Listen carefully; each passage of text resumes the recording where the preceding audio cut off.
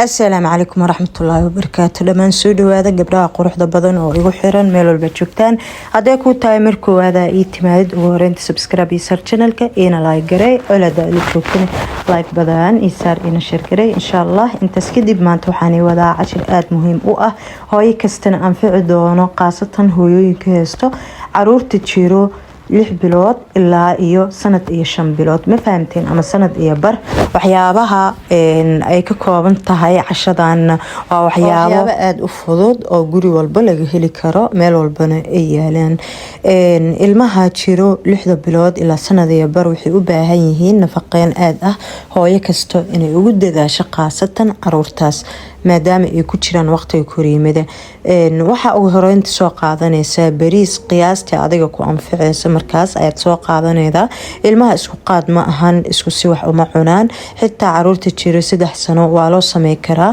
maasha Allah waaye waa cunto si dhib yar kuugu sameysmeedo haddana borotiin badan ku jiro ilmahana miisaankooda aad u kordhinayso haddii miisaanka ilmahaaga aad u hooseeyo qaasatan waxa ugu talagalay hooyooyinka heesto beebiyaasha miisaan la'aanta ah ma fahamteen marka insha Allah cashirkan ka faa'iideysta bariiska wuxuu ku jiraa cuntooyinka loo isticmaalo miisaan kordhinta waliba qani wuxuu ku yahay in ilmaha si dhaqsi ah oo miisaankooda uu soo celiyo ugu horeyntii bariiska waad soo dhaqanaysaa markaad soo dhaqdid ilmahana badankooda 2 qaado 3 qaado ayaa ku filan oo qaadada weyn oo cuntada lagu cunaa ah haddii cunugaaga maasha Allah abiteedkiisa aad u furan yahana waxa ka dhiga kartaa bakeeri kala barkiisa 2 waqti hadaa rabti inaad u sameeydidna hal bakeeri ka dhiga kartaa bariiska soo dhaqanay digsi ayaa dabka saaranayda waa ku shubanay bariiska hooyo kasto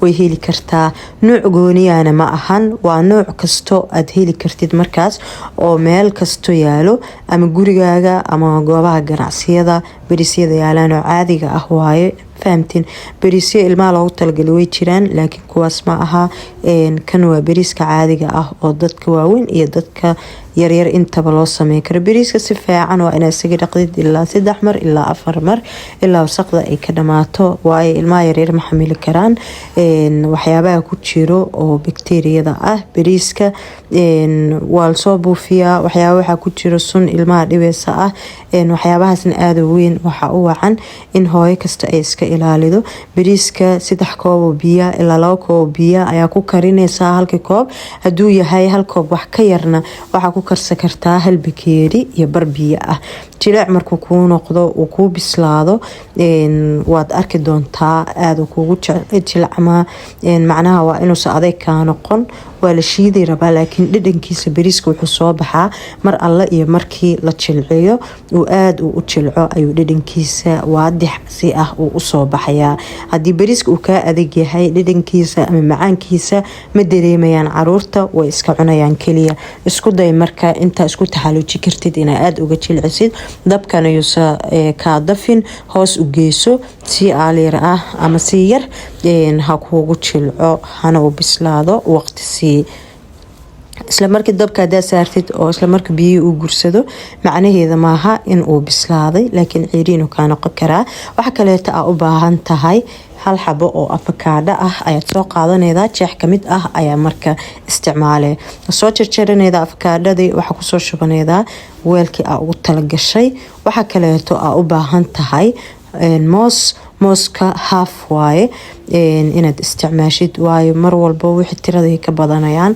hadii la dhaho hal xabo loogu daro ma fahamteen daaribtidna hal mar inta sameysatid ayaa ku shubanaydaa weelasha loogu talagalay caruurta cuntadooda in lagu diyaariyo fridge-kana la gashanaysaa dhib ma laha mooskina asagana soo jarjaranay weela soo saaranaydaa avocadada waxay leedahay omega 3 ku jiro فيتامين aad u badan ay ku jiro caruurtana aad ay u anfacaysaa caruurta xataa kaligeed markii la siiyo inta loo jarjaro ay furud ahaan ay u isticmaalaan ma sha Allah waaye aad ay u kobcisaa jirkoodana qurux ay ka dhigtaa saliid dabiici ah iyo dufan dabiici ah intaba ay ku jiro marka hooyo kasto insha Allah cashirkan ka faa'iido hadaa haysatid cunug yar oo jira 6 bilood ilaa sanad iyo 5 bilood aad ku anfici doona insha Allah si wacan u dhageyso ka bacdina baraati garay oo sameey ilmahaagana siiso cuntada bisinka ugu qabso.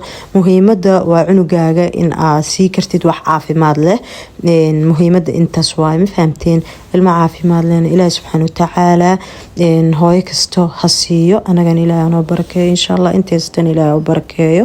wax soo qaadanayda blenderka ugu talagashay inaad wax ku shiidid. waxa ku shubanayda bariiskii aad soo karisay oo aad soo jilcisay. waxa kale ku darsanayda jeexi afkaadhada soo jarjartay. waxa kale ku darsanayda moos oo jab ah oo hadaa ku soo sheegay. waxa korka uga darsanayda marka bakeeri hafkiisa caana ah oo caanaha cunugaaga aad siisatid ah. intaas ayaa si fiican isugu shiiday. markaa shiidid waxa ku shubanayda weelka ugu talagashay inaad cunugaaga ku siisatid cuntada. markastana aad waxa u qurux badan caruurta weelal gaar ah in loo sameeyo si ilmihii cuntadii ay ugu wanaagsanaato ay u jeclaadaan. mar ayaan kasoo hadli doonaa insha Allah macnaha farqiga u dhaxeeyo weelasha caadiga ah oo cuntada lagu siiyo beebiyaasha iyo weelasha loogu talagalay caruurta. farqiga u dhaxeeyo ayaan kasoo hadli doonaa insha Allah. hadaa u baahantihiin commentiga igu soo sheega. hadaa u badatiin insha Allah waan idinla soo hadlayaa haduu rabbi idmo. cashadan waa casho maasha Allah tabaaraka raxmaan. caruurtaada jir ahaan iyo muuqaal ahaan iyo koriimo ahaan iyo caafimaad ahaan dhammaan wax badan ka bedeli doonto. hooyo waxaa noqotaa markasto dhigta u raaracdo dhageysato waxyaabaha wax tarayo kabacdina ka faa'iideysato. ilaahay kaa dhigo. waan niigu duceynayaa insha Allah. gabdho badan oo waxa arkay wallahi maasha Allah kasoo duceeyay fiidiyoyada hore aan soo galshay soo baraatikareeyay soo sameeyay wax tarkina arkay. maasha Allah tabaaraka raxmaan kabacdina ii soo duceeyay. waxa leeyahay ayagana ilaahay ajir badan ha ka siiyo dadaalkooda. ilaahayna awlaada hala koriyo dhamaanteena ilaahay subxaanahu wa tacaala la koriyo. hooyo aan dadaalin waxa waaye waxay rabto meesho ma fahamtiin gabdho. marka insha Allah isku daya inaad dadaashaan. caruurta in loo dadaalo isku mid ma aha. ilmaha midaa si qurux badan u koraayo oo wax yar hadaa siidid kaala arag noqonayo. midaa saa ugu daaleysid ayaa niyadaba kaa jabaysa. waxaad leedahay maxaa ka qaldan. mid waa iska dhexdhexaad. marka ilmaha loo samro isku mid ma ahan. shantaada faroodba maaragtay isku mid ma aha. marka waxa waaye dadkan ilaahay ma simin. cunug kasta qaab gooniya oo ilaahay u abuuray. marka dulqaadka hala yeesho insha Allah si ilmihii ay noogu noqdaan ilmo baariyaal ah waalidkooda intifaaco koriimadooda iyo maskaxdooda intaba laga. marka caruurta waxay u baahan yihiin marka horeeto in la toosiyo si qurux badan loo toosiyo loo naashnaasho si hadhowdi loogu faa'iido ma fahamteen hooyooyin. marka insha Allah isku day hooyo kasto qaabka ay wax u barbaariso haday ahaaleed koriimada caruurta iyo haday ahaaleed dhaqanka wanaagsan ee caruurteeda maskaxiyan ay u tuseedo ama ay u bareyso wax badan ay ilmaha ka dhaxlayaan ma fahamteen. marka insha Allah fiidiyogan waxa ugu talagalay hooyooyinka heesto caruurta jira 6 bilood ilaa sanad iyo bar si ay uga faa'iideystaan cashiradan muhiimka ah oo aad ku intifaacayo. hooyooyinka kalena ayagana cashiradooda insha Allah waa la soo wadaa waa la isku dhex wadayaa waayo waxa waaye waa la badan yahay dadka way badan yihiin kuwa si waaye caruurtooda. marka insha Allah la isku samro haloo sheer gareeyo hooyooyinka kaleeto aan waxba kala socon channelkan si wax badan ay u helaan oo faa'iidooyin ah caruurta ku saleysan. maasha Allah gabdhooyinka quruxda badan saa ii taageertaan waan iiga mahad celinayaa wallahi. niyadaan iga duceeyaa markastana niyadaan igu dhistaa ma fahamteen. markaan video soo gelin waxaan is iraahdaa gabdhihii way ku sugayaan waxba maada u dhigin. marka insha Allah waxa waa la isku dul qaato. markaan soo dhigi waayeen waa kaas. markaan soo dhigana ha lagu yaaco hala share gareeyo like hala saaro. muuqaalkan intaanu ku egyahay. wassalaamu calaykum waraxmatullaahi wabarakaatuh.